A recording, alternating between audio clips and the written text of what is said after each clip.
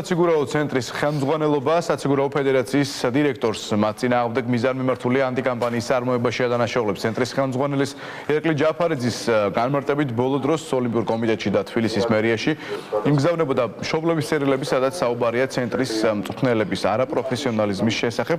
ამ ფაქტის უკან ჯაფარიძის განმარტებით სწორედ ფედერაცია და მისი ხელმძღვანელი იდგნენ. დაპირისპირებას ცენტრის ხელმძღვანელი ფედერაციის მოახლოებულ არჩევნებს უკავშირებს და აღნიშნავს, რომ პრეზიდენტ მარიამ გიორგოპიანს და მის გუნდს საციგურაო ცენტრის ხელში ჩაგდებოდა არჩევნებში ცენტრის კანდიდატის კანდიდატურის დაბლოკოსურთ. საციგურაო ცენტრში რაც შევიდა ეს თქვათ ეს განხეთქილება გაიყო სამყარო ორად.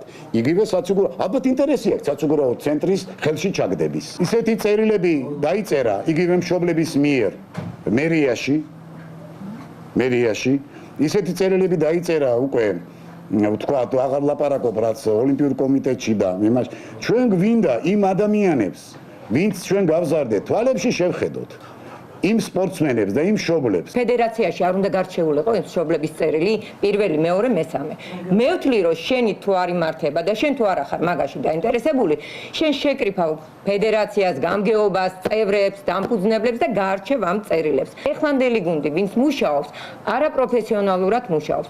თქვენ თუ დააკვირდებით და ჟურნალისტები ხართ და ნამდვილად გექნება დაკვირვება, ნახეთ რომ უმაღლესი რგოლი ფიგურულ სრიალში რაც ეხება ფედერაციას, დღევანდელ დღეს არ არსებობს უბრალოდ.